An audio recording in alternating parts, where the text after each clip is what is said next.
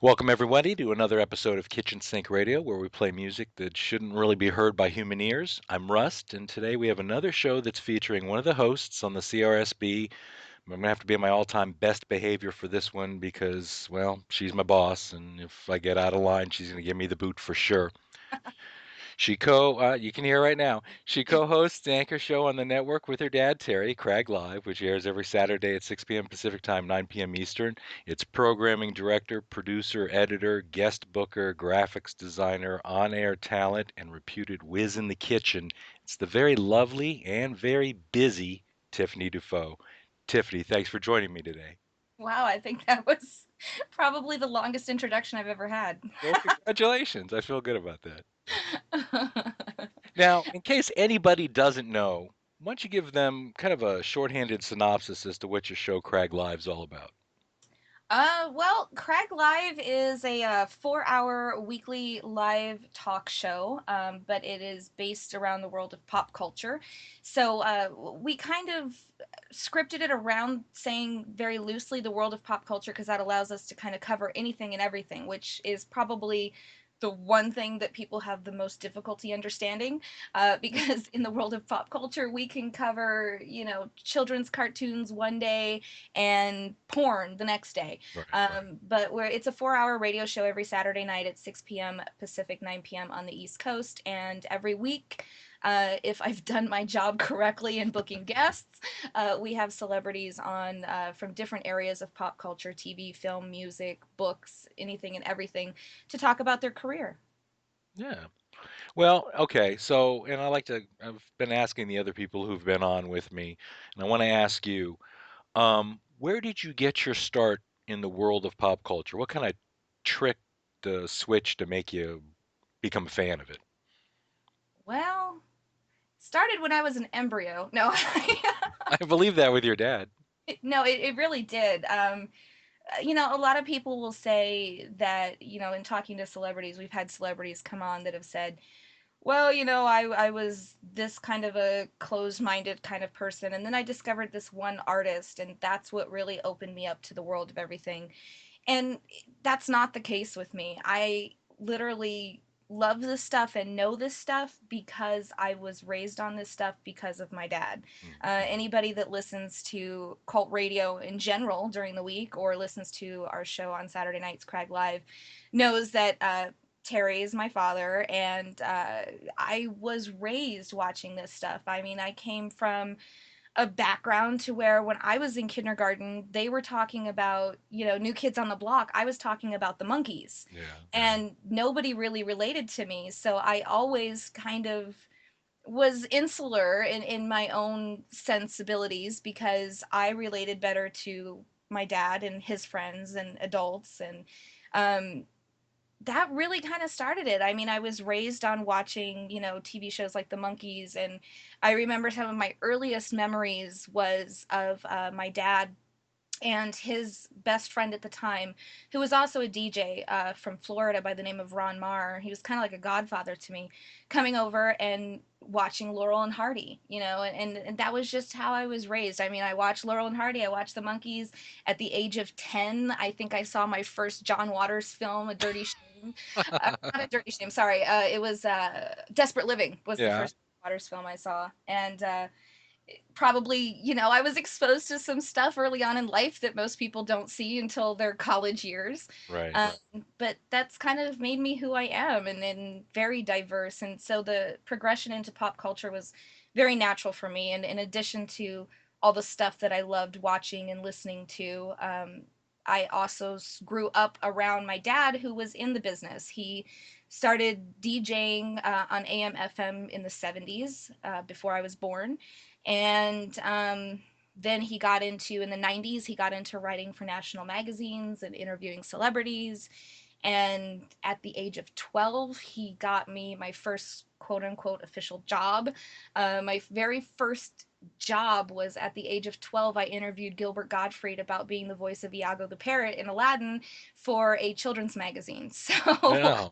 it was just kind of like, this is what you do. It's kind of like, I don't want to be as pompous as to say a showbiz family, because we don't consider ourselves famous in any sense of the word, but to where a lot of actors say, well, I grew up in a showbiz family, it's just what we did. It's kind of like, that's what it was for me. It's Right. just what we Right. did. Well, and do you mind if I tell people how old you are? I am 21 and I have been for 7 years. Okay, very good. Well, and that makes things even worse, but you have such a broad background for somebody who's as young as you are. I mean, you've got a huge amount of interest in 50 stuff, 60, 30 stuff, and it's amazing to talk to you and to listen to you on the air because you'll be able to come up with references that are not your average 21 plus year old person can. Well, yeah, now I'm 27. That's fine. I'll be 28 this year. But yeah, but that's true. But it's a double-edged sword, because uh, I love it. I wouldn't change it for the world, because there's so much value to me. Growing up an only child, music, TV, film, acting, dancing, writing, that was my brothers and sisters. That was my childhood. So that stuff is what made my culture rich. And when you're lonely and you didn't have somebody to play with, the celebrities on TV were like your family. But Right. it's a double-edged sword, because while I can sit and talk to cult radio fans, or I can talk to baby boomers about stuff that is now rerunning on Nick at Night or TV Land, and astound them with my knowledge, I'll talk to somebody who's my age and they'll mention some new artist that everybody knows, and I have no clue. So Well, and I just when you said that, thinking of John Cusack in High Fidelity, when he talks about books and music and movies, these are things that make up who you are, and yeah, that's it. Now, and I have to say, before I became you know ingrained in the Cragg family. I was a listener of the show before, and what drew me to it was it could swing hugely different from week to week. I mean, you could have one week show really fast paced and loud and just in your face, and then next week's can be like this real mellow, somber kind of, you know, just just kind of real loose format to it. Was this something that you and Terry consciously worked on from the start, or did it kind of grow organically? Uh, no, it kind of grew organically. Dad and I joke that Craig has kind of taken on a life of its own, and it's kind of become like Frankenstein's monster. Like, even if tomorrow we threw up our hands and said, "You know what, I quit," it would continue to live on without us. Because when we started, I mean, we started about 10, 11 years ago, and dad had had a background in broadcasting. I didn't.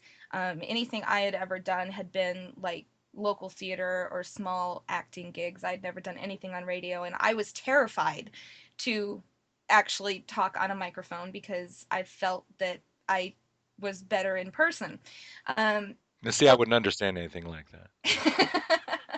but he had been doing the magazines, and we'd been writing for Videoscope and Draculina at the time, and he had contributed to some books and stuff, and with the background in radio, he said, he had an idea back in the late 70s of doing a radio station. He actually pitched this idea to AM FM in Illinois, where we're from, that he wanted to do a free form radio station that could literally be a hodgepodge of everything. Somebody that is very eclectic could listen to it and one time, hear a Buck Owens song, and then the next hear a Ramones song. Hmm.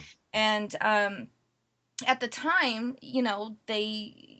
I guess it was before its time. It didn't end up coming to fruition with Right, dad. right. So, decades later, dad started becoming aware of internet radio, and he was like, all right, well, why don't we try to do a radio station, and it'll be, what I had always wanted to do, where it's just kind of everything that's pop culture, because we have such a wide range of likes. And we started out with Live 365. And Live 365 is kind of just like, it's a jukebox kind of a organization, in the fact that you pay a subscription and you upload songs and you can put them in the order that you want to put them in, but that's essentially where it starts and stops. Mhm. So they also had a feature on Live 365, though, where you could go live. Well, we didn't have any intention of going live, so we started doing themed shows where we would, every like weekend, we would pre-record and air a tribute to something in the genre. We did like a Ramones tribute, a Rock and Roll High School tribute. We did a Sam Markoff tribute, a John Waters tribute, a zombie marathon, things like that. And it just got to be so much, like, it got to be too much work, because of the amount of content that we would have. We started doing 2-hour tributes, and I think we got up to doing tributes that would last like 14 hours. Because it's like, for example, we did a Laurel and Hardy tribute, and we had so much content, and it's like picking your favorite kid. Like, you don't know Sure. which one to throw out, so we just put it all in. Right. So, after getting to the point to where we were literally spending weeks and weeks and weeks putting together theme shows, um, we were getting the idea of, okay, maybe we should just do a live show and just try to do that, because it'll be off the cuff, it'll be less prep. And around the same time, we ended up leaving Live 365. We had a fallout with them because they are very corporate and into censorship, which we are not. We're Right. very anti-establishment, anti-censorship. So that was when we moved Cult Radio over to Shoutcast and started hosting it ourselves. We hosted off our own servers, and that was really when we had been on Shoutcast for a couple of weeks, and then we were like, okay, well, we'll set it up and we'll go live one night and we'll see what happens. And from there, it just kind of spiraled. We ended up getting an audience, and initially, in our first conception of CRAGG Live, we did not plan to have celebrity guests on every week. Actually, we had set out to say, and it was funny. I actually found like a press release I had written years ago for the first show of CRAGG just a couple of weeks ago, and we had put in the press release that it was a live show every week, and we would be doing like listener requests, and we would occasionally have a celebrity interview, because I think we were thinking we were just going to use interviews that we had already done for the magazines. Right. And then, it just started kind of getting to be like, okay, well, what are you going to talk about for 4 hours if you don't have somebody to talk to? So I started booking guests for the show, and it just kind of took on a life of its own, and it spiraled out of control from there. Well, it spiraled out of control, but it's become what it's become. How's that? Yes, that's a good way of putting it. There you And go. yeah, so now we do interview guests every week, and it's funny because it's actually kind of flipped, because we used to do the interviews for the magazine and then air them on CRAGG, and Right. now we do the interviews for CRAGG and then our editor takes them for the magazine. Well, So they couldn't keep up. I mean, with all the interviews that you end up doing now. So, all right, Tiffany picked some songs to play tonight, and there's no real theme. It's just some lousy music she decided she wanted to play. So here goes. The first song is Mrs. Miller with A Hard Day's Night. All right, welcome back to Kitchen Sink Radio. We're talking to Tiffany DuFoe, the co-host of CRAGG Live. She was really nice enough to let me sit in on an interview that we just did a little bit ago, actually. And I got to tell you, just doing the minimal amount of prep work that I did was really tough. I spent all day just to get a few questions in. And you have to research on top of choosing who you want on the show, tracking down the leads to find them, getting in touch with these people, sometimes over and over again. How much overall work would you say goes into an average interview? oh, we prep about 5 minutes before the show. Really? You can just call up, just go through your Rolodex and randomly pick somebody. That's Like, cool. oh, Roger Corman, all right, I'm going to call you in 5 minutes. No, you know, it's a lot of work. It really is, and it's a full-time job. And anybody that knows me personally, outside of just being on the air, knows that Dad and I are always working on it. I mean, friends that I've had in quote unquote the real world have they'll call me or text me, and they're like, "What are you doing?" And I'm like, working on the show, because we literally, from the time we get up to the time we go to bed, are doing something, because it kind of spreads out. I mean, yeah, there's a lot of prep for Craig Live, but in addition to that, we have all the other hosts on the CRSB that send us their shows. So I have to make sure that my hosts are on point and that I have shows from them, and then we have to get those in and format them and put them in the playlist, and then we do, video screenings sometimes, and then sometimes we'll do video footage and actual shoots that I'll have to edit and put together for the station. And just Craig Live on its own, not even counting all that other stuff, takes a lot of prep, and finding the celebrities and coordinating them and trying to talk them into doing live shows at nighttime, which a lot of people don't like to do, and Right.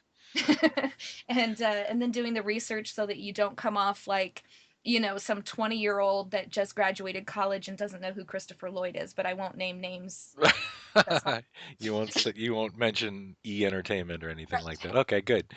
Well, and that's and it's and I can understand that and I can really appreciate it because it comes off almost effortlessly. And in order for it to be that way, with especially the broad range of guests you have, it's got to take a hell of a lot of prep work. I mean, you've not only got to get all this information to them, you've got to give it to them in an interesting way that they have, so they won't answer the same question they've heard 100 times before. It just blows me away that much work. And you'll sometimes have two, three guests on a weekend. Yeah, yeah. And a lot of that, a lot of it really kind of goes into, as far as how it's presented. I have to give all the credit in the world as far as that goes to my dad, Terry, because like I can be a very kind of like, okay, I can be kind of scatterbrained. Right. And like, I'll try to focus on, all right, I'm going to go and get this research and blah blah blah. And I'm the kind of person, you may notice when I do interviews, a lot of times I will go chronologically, Right. and I'll start at the beginning of their career and try to go all the way to the end, which doesn't always work, because some celebrities don't mind being on the phone with you for like an hour, Right. but some celebrities want to talk to you for 20 minutes and then call it a day. Right. Right. So, And they want to get in that new thing that they've got, yes, and they want to make sure that's included. So exactly. screw the 40 years of history. I need to tell you about this book I got coming out. Exactly. And dad is always the one. I mean, dad can literally take the research that I do, look at it, and then he'll come up with some, as much as I know, like he knows so much more than me, and he'll come up with some obscure fact about some show from 20 years ago that Yeah. I never even heard about, that nobody on the internet has ever even mentioned, and he'll ask them about it, and that'll pool into a story that'll roll into another story. Yeah. So how it's presented has a lot to do with him, because I've always been kind of more the, like, dad and I used to actually have discussions, because he was the one that always wanted Crag Live to be very kind of loose and fancy free, and I was always worried about sounding professional. Right. And it works better his way, because people feel like they're sitting in the living room with the actor or the actress or the singer and talking with them over a cup of coffee, which is much better than a soundbite interview that you get on, Entertainment Tonight or something like that. But Yeah. um yeah, no, doing the research and stuff, and pinning down the guests. I mean, you've tried to help get us some guests, and you have helped get us some Oh guests my and God. Oh. Oh, why you don't have 50 ulcers going on right now, I have no idea. It's so much work. And like I said about the research, for example, you'll get into all this research and you're going to throw out 9/10 of it. oh But yeah, you have to have it. you have to have it just in case. But that's Exactly. with the we actually did the interview with Xaviera earlier today. I had 20 pages of research. Yeah. I looked at the research maybe twice. you know because she was just so easy to talk to, and she kind of naturally progressed into her own stories. But oh my god, we've had interviews, dad and I have both had interviews where you'll get the actor or the celebrity on the phone, and you ask them, what was it like doing this, and they're like, it was good. You're like, okay, let Well, me let me page through here and find something else to ask you, because this is going to be a sinking ship that's going to go by really quickly. right. Well, and yeah, speaking of that, okay, so let's do that. So you've touched on that. So, okay, can you pick a favorite interview that you've had and also one that's gone like horribly off the rails that you wouldn't wish on your worst enemy? um, Probably not too surprisingly, the off the rails is a much easier question to answer than my Right. favorite interview. Um, Favorite interview, that would be hard to pick. I would say I'd probably have to think about just the last year because we've had so many people that we've interviewed. Um, Do you Pam, have a tally of how many do you kind you of know, keep track? I don't have a count, but we do keep an updated list on our website of every person that we've interviewed. And it's a couple miles long right now. But if people want to see it, you can go to cultradiogogo.com/, I think it's guest.html, or just go to the Cult Radio website, cultradiogogo.com, and there's a link to see our guest list. Okay. Favorite interview, I would have to say probably Pam Grier was a really big one for I was me. gonna guess that, yeah, because and she was cool. I mean, she was not only so cool, she was appreciative of what the questions you were asking, and you were nervous. I mean, beforehand, you were telling everybody how nervous you were, and then you went on and you sounded awesome. I was petrified. No, you know, that's one thing that I have learned. I've learned from Dad, and I've learned just from experience of working with him that you never show your fear. Yeah.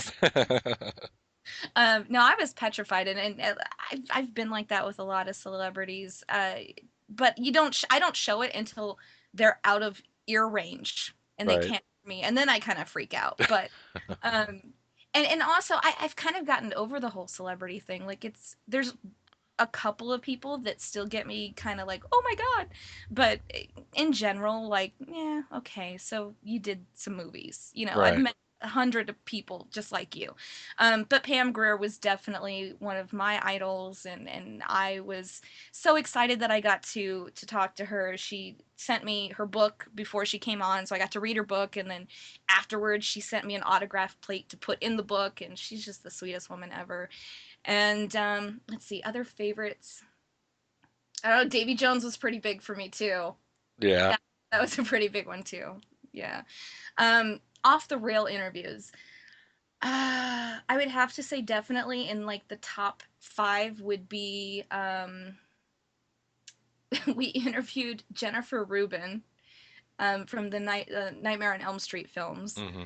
and through the entire interview, that was one interview I did by myself, and through the entire interview, she was telling me that she wasn't an actress, and every time I would ask her about like an acting performance or a role or like where she got her motivation or whatever, she's like, "You're so funny. I'm not an actress. I was just screwing around. You calling me an actress is like if I called you a doctor." And then she ended up calling me a ding dong on the air. And I was like, all right. And then, of course, which anybody who's listened to Craig for a while knows, has gone down in infamy, was our in studio interview with Kathy Coleman. Oh Yeah, that yeah. train wreck. Yeah, I know. Yeah. All right, so now let's pick one person, living or dead, that you'd want to interview. uh, okay, if we are going to go with a celebrity that has passed, I would have to say Mae West. Yeah. Now, And why? But why? I'd like to know why. why? Yeah. Because, well, first of all, like her career is ridiculous. I mean, she worked with, W.C. Fields, and she worked with Cary Grant, and just, oh my god. And see, I'm kind of See, you're fanning out right there. That's standing cool. right there, yeah. And also she was just, she's she was one of the main predecessors to female icons that I revere today. So when I'm talking about people like Pam Grier and people like Mamie Van Doren, who was also another big one for me, that I idolized because they were talented and beautiful and strong Hmm. and stood up for themselves and what they did and their morals. She really was one of the people that kind of broke down a lot of those walls, not only in being a strong woman, but I mean, she did, plays where there was, ooh, talk about sex back then, and that was very taboo. Oh yeah. Um, and she was just very self assured and kind of like, if you don't like my way, get the fuck out. I don't care. Right. So, Yeah. yeah, but her and Joan Crawford and Betty Davis are probably like the top three strong female women that I would like to talk to. Right, right. If we're talking about somebody living, uh, all Yeah. right, you're Who gonna have laugh. yeah, who have you chased? I want to hear who you've chased that you I haven't been haven't able to get chased him. I haven't chased him, but I would love to talk to Johnny Depp. yet. But I haven't chased him because A, I don't know if I could talk to him.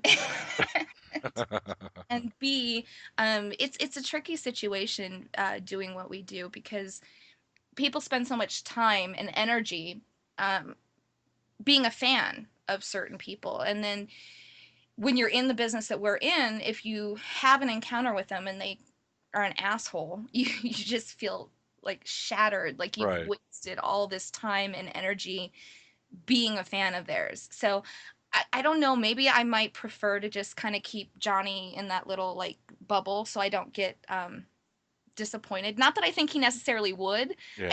I don't know if I want to take that chance. Well, I lived in South Florida for 20 plus years before I moved up to Tennessee a few years ago, and he was on a show. Neil Rogers was this big local celebrity, and he was on the show. He was in a reunion with his old band because he grew up in South Florida, Mhm. and he was in a reunion with his old band, and he decided he wanted to do this interview with Neil Rogers. So he went in with his band, but the it was all predicated on not being able to talk about his acting career. He could Right. only talk about the band stuff. And they said he was cool and awesome and signed stuff and all that, but on the air, he didn't want to be the focus. He wanted his bandmates to be the focus. And I can kind of understand that, but coming from an interviewer's side, not only on the air but also for magazines, Right. that is the worst thing that a celebrity can say to you is that I don't want to talk about this or something else that we've had said to. In fact, Sam Arkoff, before he passed away, said to us, we were sitting in his office and he was like, "Well, this is not for publication, but," and he started spilling all this juicy dirt and gossip and details, and you're just sitting there like chomping at the bit because you're like, "Oh my god, I want to just publish this," but then it's an ethics question, right? Like, Yeah, do I, sure. the fans would love this or do I not because I was asked not to and I'm going to respect the celebrity. Right. You gotta draw that line. But Yeah. that's cool. All right, so let's see. We got some more music. Gloria Balsam singing Fluffy on the KSR. And again, this wasn't my fault. This was Tiffany DuFoe's fault. So, but when we play Fluffy for you, and it's heard exclusively here on the Cult Radio Snack Bar. Okay, this is Rust, and you're listening to KSR. Tiffany DuFoe, the co-owner and producer of all the content here on the CRSB, is here with me. And I want to take a second to direct everybody listening over to the Cult Radio website.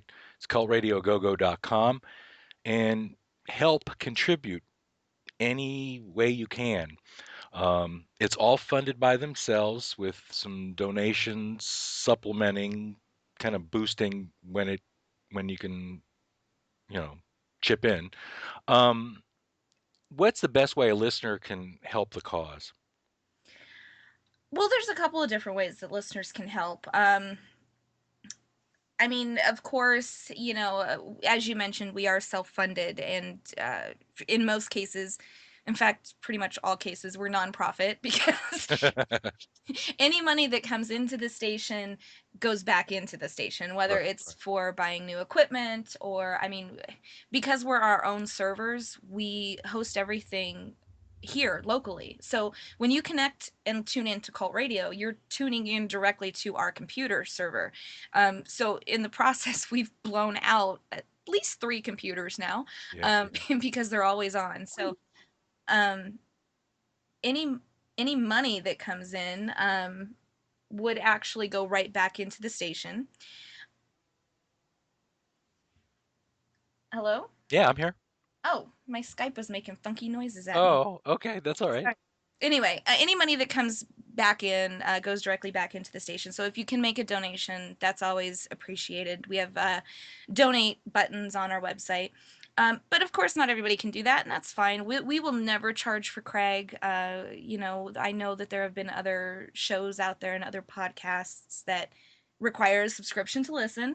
That's not what we're about. We never will do that. But if you can either help with a donation or help us find an advertiser, that's always welcome too. We have an area on our website where we talk about different advertising spots that we make available to sponsors. And we've had listeners have gotten us sponsors before, so that's always appreciated because it is kind of like a two-man operation on our end, and sometimes there just isn't enough time to go out and try to find sponsors. Right. Um, but above and beyond that, I mean, any little thing helps.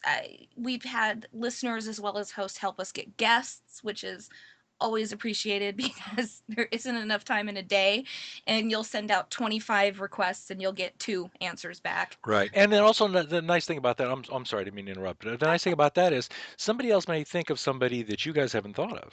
Oh, absolutely, absolutely. Like, there was. It was funny because we had actually thought about getting a couple of the stars, or actually one of the stars of Night of the Comet, Catherine Mary Stewart, on the show. And we hadn't even thought about the possibility of having her on in an on air reunion with her co star Kelly Maroney. And it was one of our listeners that came to us and said, "Hey, I know a way to get a hold of Kelly Maroney. How about doing a joint interview?" And he made it happen and we made it happen, and we were able to have a reunion of them on the air together when they hadn't seen each other in years. Hmm. So, any little thing like that always helps. Pop culture is such a broad spectrum that what somebody might be into, we may not be into or may not remember that we were into, and Right. they'll bring that name up and it'll ring a bell.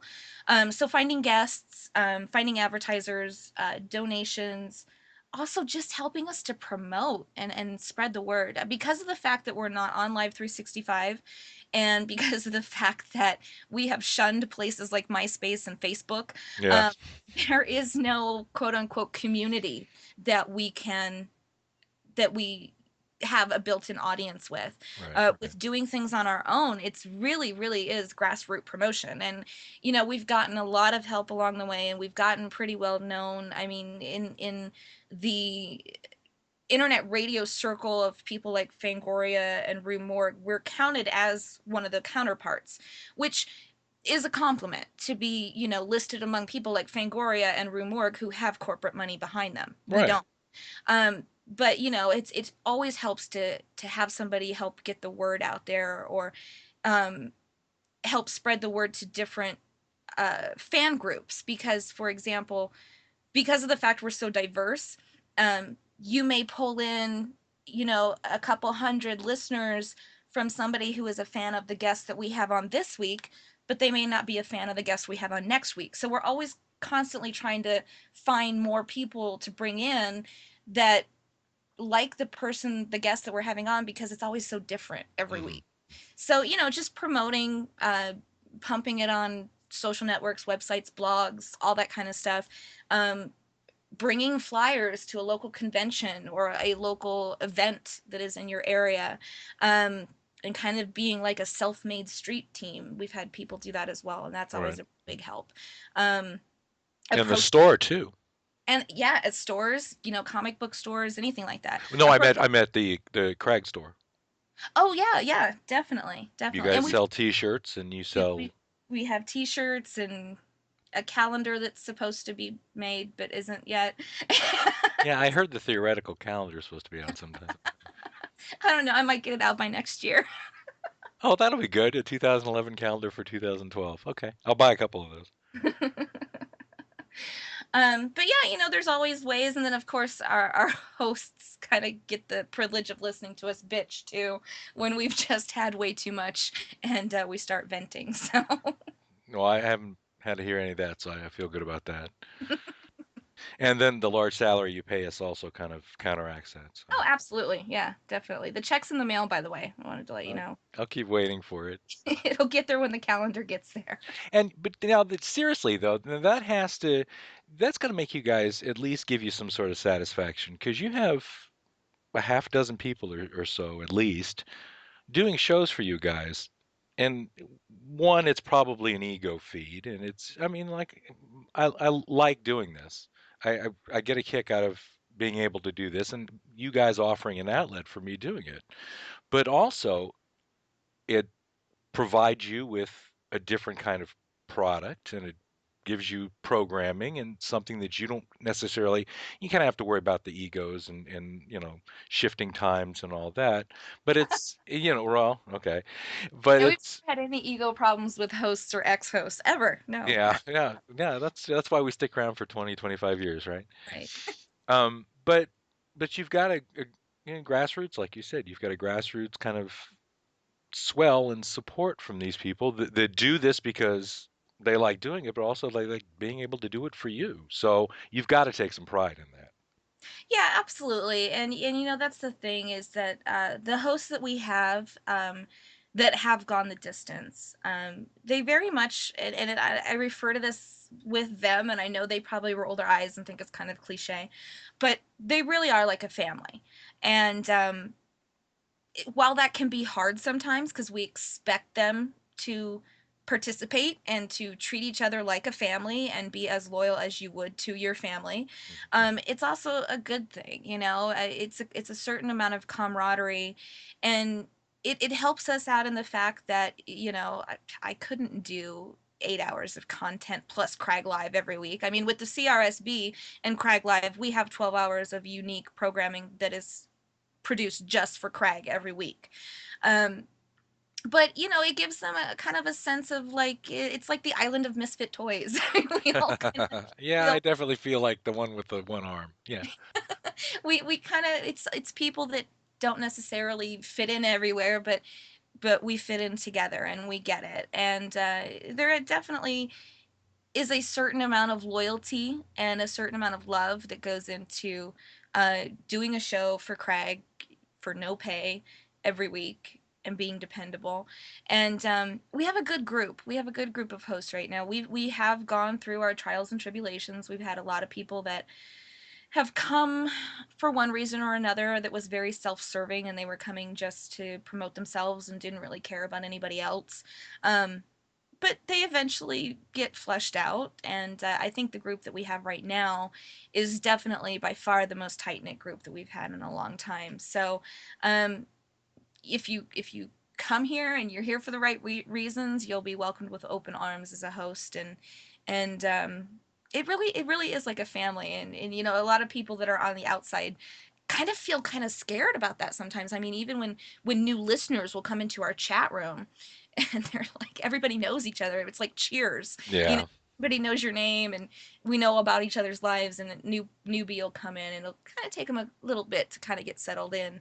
Um, but we do stuff, not only the host but also the listeners. We do stuff very much like a family. Like every year we have a secret Santa thing where we all exchange gifts, and um, it really is. It's a nice support system. It makes it all worth it when you've had a really tough day, and you can go to somebody else who is a co-host or another producer that works on their show for the station, and you can just be like, you know what, I got a rant for a minute. I had this really tough day, and this publicist was a bitch, and fuck it, that kind of a thing. And Yeah, they're well. always there to kind of pick you back up and dust you off. So it's nice. Well, and most of us are, you laugh at me, but most of us are rank amateurs.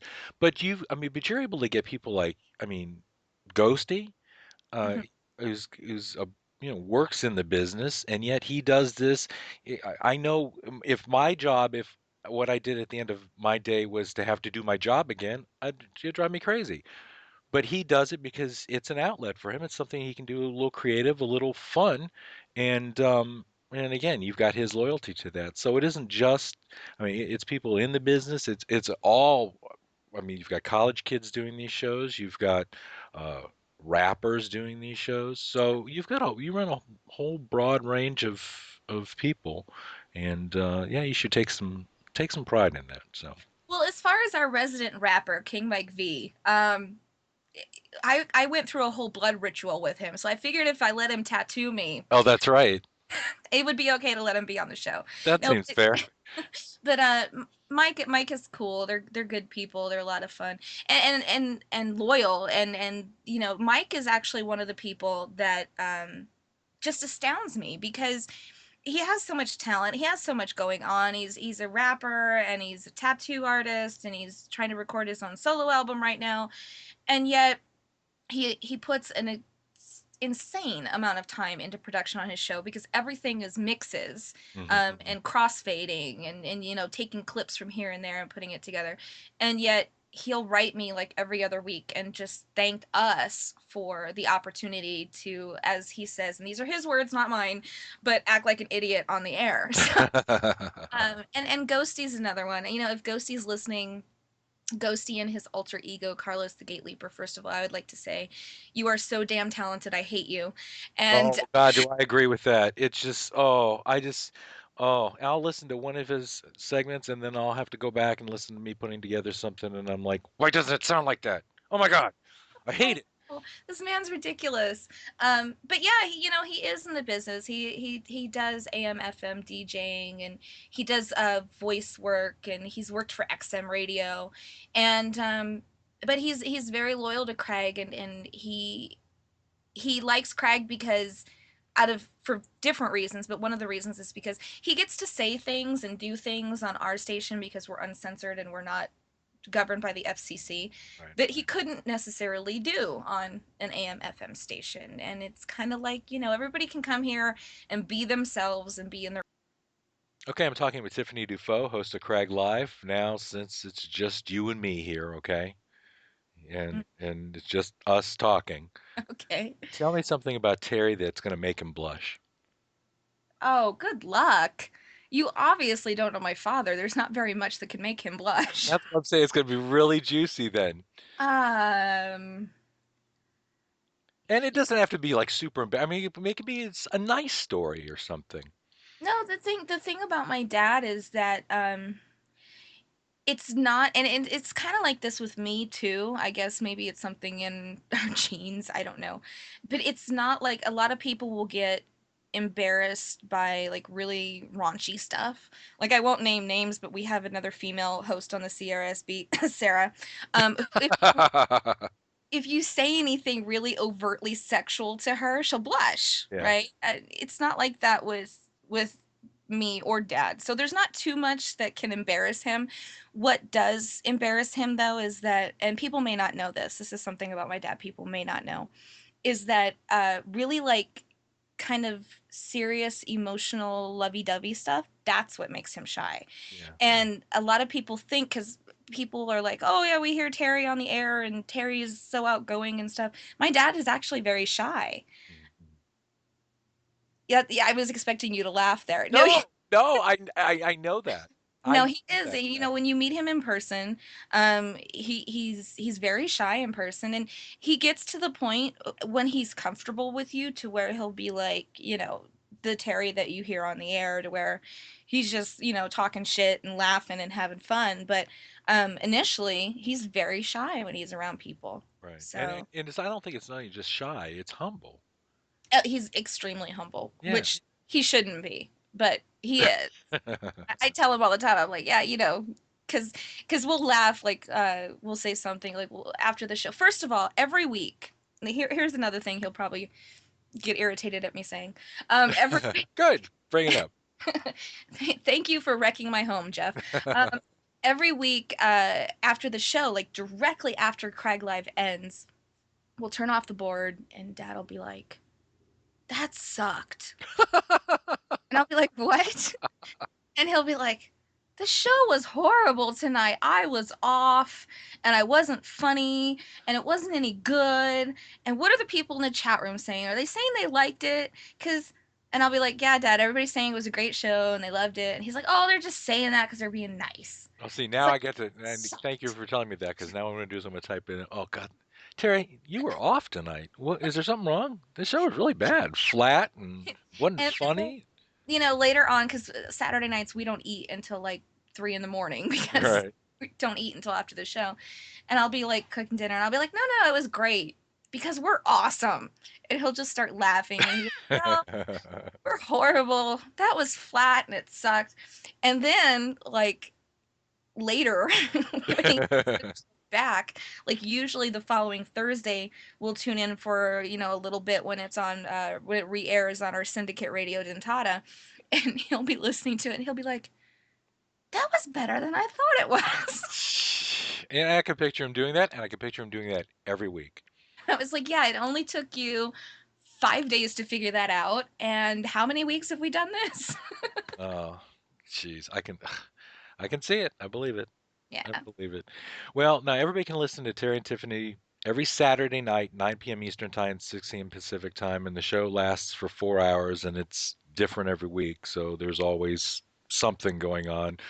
It's kind of like if the weather in Florida, if you don't like it, it's going to change in 10 minutes. So, um, but where do you see all this progressing into? What is the big prize that you're looking at turning? You want to just continue this? How do you want to expand it? I don't know. I'm still trying to picture myself like 90 years old, still doing this every week. I don't know. Well, that makes Terry 115, and I don't think he'll be staying up till 3 in the morning to eat dinner. Oh, I don't know about that. I don't know. Like we started it out as a hobby. Um, because our primary employment, our primary job was writing for the magazines and books, which is a whole other story. But don't Yes, and let don't, by the way, the Ramones book's coming out sometime too. someday. It'll be Um, bundled with the calendar, right? yes, ideally. Um, so we started it as a hobby, and it's kind of grown and taken over, and it now kind of complements what we do with the magazines. Um, Big picture, I don't know. I mean, ideally, in my dreams, what I would like for it to be is for this to be my job because Right. I have to try to balance and juggle a regular 9 to 5 job and everything with cult radio, which is really interesting because when you're working in an office or whatever, you go to lunch at noon, you sit in your car, you're calling people like Roger Corman, and then afterwards you go back into the office and everybody's like, "What'd you eat?" Well, I didn't. I was talking to publicists and celebrities. Um, I would like to get to the point, and Dad nor I, neither one of us expect to ever get rich off of Craig. It would be nice. It'd be great. It'd be Sure. lovely. But I would like someday for Craig to just be self-sufficient to where, I don't have to worry about having another job. That would be great. That would be a dream come true. Um, I don't know if that'll ever happen because we are so much more focused on the content and Right, exactly. quality Yeah. That's than tough to do though. I mean, that's monopolizing off of it. I'll be quite honest. I'm not that good at monopolizing off of stuff when it comes to like, going out there and really hitting the pavement and trying to find sponsors and stuff like that because we get too focused on production and what we do versus how it's paid for. right. So, but I don't know. A lot of people have said to us, well, have you ever thought about taking Crag Live to pitching it to XM or trying to get it picked up on XM Sirius or stuff like that? And while it's a thought and it would be nice to get exposure on that grand scale, I almost think that it would take away from what we do. Um, because a you're going to be working for somebody else, not for yourself. They're going to be telling you what you can and can't say. Hmm. They're going to be telling you what opinions you can and can't have. And really that's kind of what Crag is all about, is being able to speak your mind whether somebody likes it or not. So it would be kind of like a sellout kind of a thing Right. for us to be preaching about counterculture for a decade now and then go and sell out to a major entity. So I don't think that would ever Right. happen. But it'd be nice for it to be self sufficient someday. Hmm. Big picture, just keep doing what we're doing. We love doing it. It gets stressful and irritating at times. I won't lie to you. There's times that we're like, screw this. Um, but but at the end of the day, it wouldn't be the same without it. Yeah. And we kind of actually, a lot of things have come out of Craig too, like the book deal that we mentioned is kind of tally-hoed out of that. And working with Lou Vocal of One Man Film Industry was pretty much entirely because of Craig, because we've never met Lou in person. We got to know Lou a couple years ago because we had him on our show as a guest when Craig Live was just starting out to promote his indie film Stalking Hand. And over the years, we just kept in touch with him. And he, of course, has One Man Film Industry. So he wanted somebody he knew he could trust out on the West Coast to start shooting for him. And so that's why he's hired us. So a lot of little perks come with Crag, so Right. it's nice. It's growing and it's growing organically and it's growing because you guys are artists first and pushers of it second, and you're going to need to find a little more of a balance in order to make it a self-sustaining thing. But I don't doubt for a minute that you guys can find that. So, but well, one thing I also want to ask you real quick. Let's say you've caught up everything you Crag related, you've done. It's all in the bag. No host has quit or cried or anything. You've got four guests and they're all happy to be on. You've got all your questions set. What do you do to unwind in your downtime? What is this downtime you speak of? Well, there's a theory that some people, when they're done with the workday, do something that they enjoy that's not work related. Um, yeah, I don't know. We don't have that very often. um, as far as both of us, if we get a chance to, and I know you're gonna laugh. I know exactly what you're gonna say when I say this, but if we get a chance to, Dad and I like to try to actually leave the house and go on a vacation. But however, the thing is because we have a live show every weekend that even when we like go to Vegas for a weekend, guess what comes with The show us? comes with The you. show comes with us. So it's Um, work. so it's work. I don't know, like uh, a lot of times we'll get too busy to even think straight. Um, we try to set aside time at least a couple times a week to just like watch a movie and eat dinner. Right? Then, what's funny is we're watching a movie and our mind immediately goes back to, oh, hey, we should try to get that person on the show. Yeah, or you're critical of the movie. Yeah, I can Yeah. see that. Yeah. So, I don't know. As far as my hobbies, other than listening to music and watching movies, I don't know, reading, writing, dancing, but I don't get to do any of those things very much unless it's involved with Craig. So, Right. Oh, that's great. Okay, Tiff, I really appreciate you coming on with me. Big thanks again for giving me the time to be on. Yeah, this is the last thing in the world I thought I would want to do. Because I interned at a radio station growing up in Orlando, in high school for a few years, and ran away screaming at the thought of wanting to do it because those people were so miserable. Um, but doing this stuff is fun, and I really get a kick out of it. And thank you for we giving me the outlet get for miserable too. You should see the emails that goes between us and Ghosty. it. Yeah. Really? Oh, yeah. Pull one up real quick? We got a few. Yeah, that's okay. Damn. But no, like I said, I really appreciate it, and all of us do. You guys just put in a ton of work, and it may not always seem like it, but it's really appreciated. So thank you. And she chose this last song too, so this isn't my fault either. It's "Old Man River" by Sam Sachs. Feel the burn.